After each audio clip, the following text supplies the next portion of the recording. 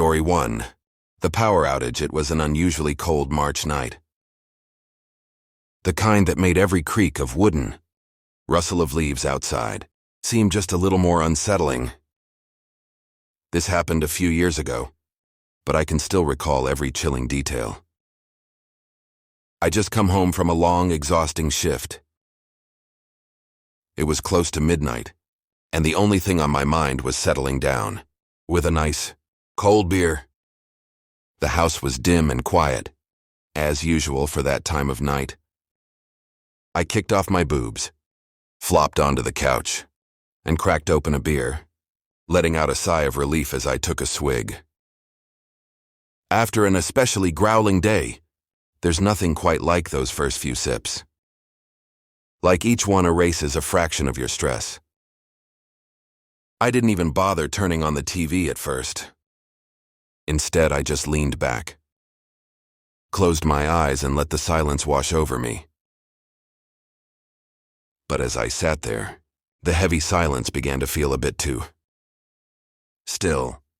I couldn't shake this nagging feeling, like something was out of place. I brushed it off and reached for the remote, flipping through channels only to get frustrated. Nothing interested me, and after a few minutes of aimless searching, I decided to just enjoy the quiet with my beer. But peace and quiet weren't in the cards that night. Suddenly, every light in the house shut off with a faint, almost sinister popping sound. The silence was pierced by the sudden darkness and unwelcome change that turned my relaxation into irritation. Our house had always had an annoying habit of losing power unexpectedly, and even though I had grown used to it, the timing was awful. I got up to check if the issue was only in our house. For the whole block. I stepped outside, bracing against the chilly wind, and scanned the street. Most of the other houses were still lit up. Great, it was just us. Resigned to my luck, I turned back to go inside. I grabbed the doorknob, but to my shock, it wouldn't budge. I tried again, jiggling it, feeling a rising sense of frustration, and then a bang of confusion.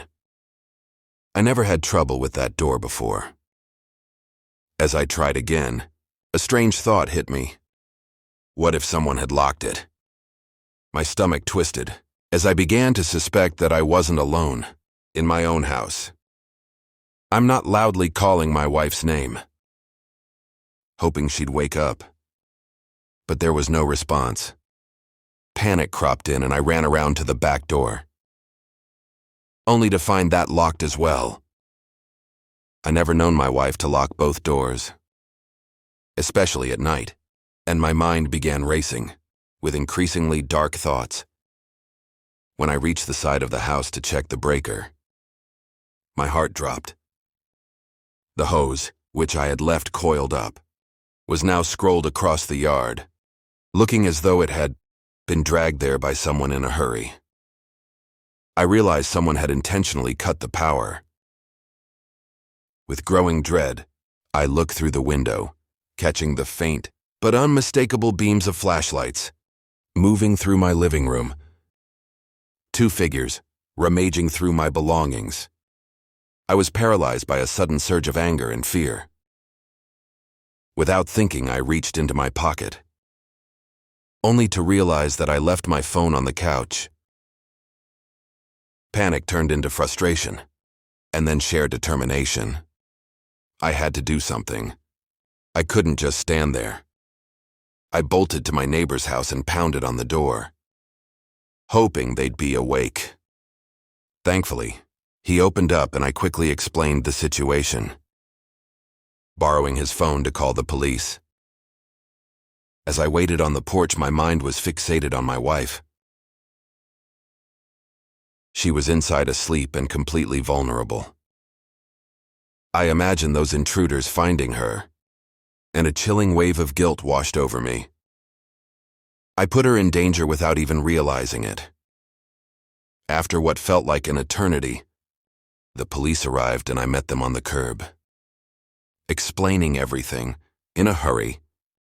They entered the house, but by then it was too late. The back door was ajar and the intruders were gone, having taken more valuables than I could count. My wife, shaken and pale, told me how one of them had actually entered our bedroom, creeping around as though listening for any sign of life. I felt a mix of guilt and rage replaying the scene in my mind. We stayed in that house, even after the break-in. Sometimes, late at night, I can still picture those intruders, lurking in the dark, hearing the faint click of the door handle, the Irish shuffle of footsteps, and wondering if my choices had nearly cost me everything. Story 2. The Basement Intruder. I recently moved back in with my parents. A reluctant return to my childhood home, as I tried to get back on my feet. It wasn't an ideal situation, but it was my only option. They set me up in the basement, which felt like a world of its own. A small bedroom, a bathroom, and even a kitchenette. It felt private, which I appreciated, and I found myself spending most of my time down there. One evening, the sky opened up and a fierce storm rolled in.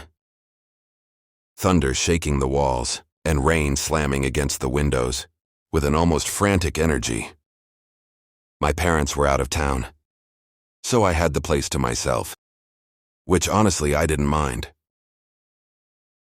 There's a strange comfort in being alone during a storm, knowing you're safe and warm inside, while chaos rages outside. I settled in bed.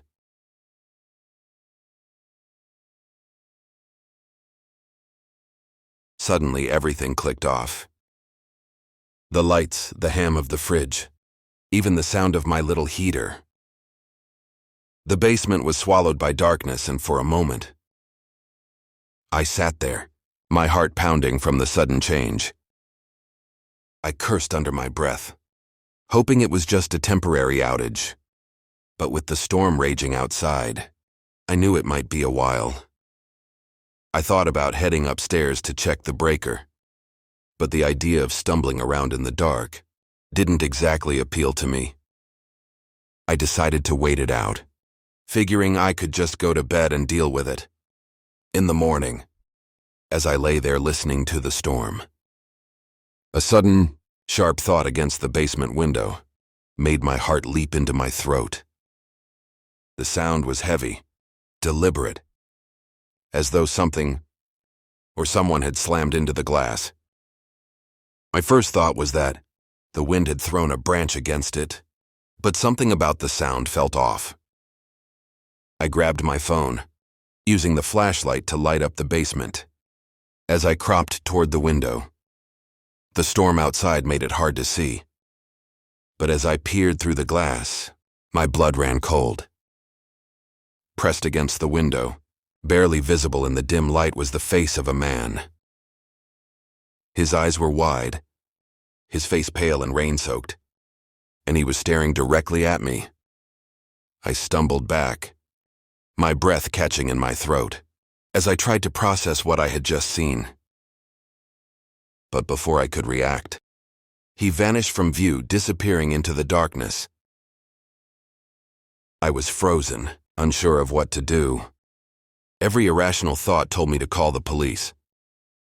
But my phone had no signal down in the basement, and the power outage meant no Wi-Fi. As I stood there, trying to calm my racing heart, another sound caught my attention. Footsteps, soft but unmistakable, creaking on the floorboards above. I wasn't alone in the house. I backed up against the wall, my mind racing with possible plans. I could try to make a break for it, but every step I took felt like it. I echoed in the stillness. As I gathered my courage, a cold, terrifying thought struck me. Then I was in the basement. My instincts told me to hide, but as I turned to look for a place, the sound of footsteps grew louder, making their way down the stairs. I could feel my heart pounding in my chest as I bolted for a nearby stool and climbed up to one of the narrow basement windows. Finally, when I was far enough from the house, I managed to get a signal on my phone and call the police, my hands shaking so badly I could barely type. When they arrived, the house was empty and the intruders were long gone. To this day, I have no idea who they were, how they knew I was there, or what would have happened if I hadn't made it out in time.